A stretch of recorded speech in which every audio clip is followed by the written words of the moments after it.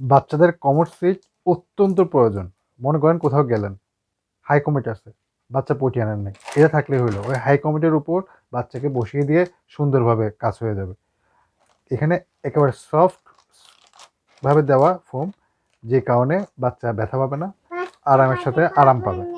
আর এটার ফিনিশিংটা অনেক মসৃণ, হ্যাঁ। আর এটা বারবার পানি লাগলে বারবার ধুইলে কোনো সমস্যা নেই, সবসময় অনেক দিন ব্যবহার করা যায়। এছাড়া বাচ্চার ট্রেনিং মানে হাই কমেট থাকলে অবশ্যই বাচ্চাকে ট্রেনিং দেওয়ার জন্য এটা মাস্ট বি দরকার।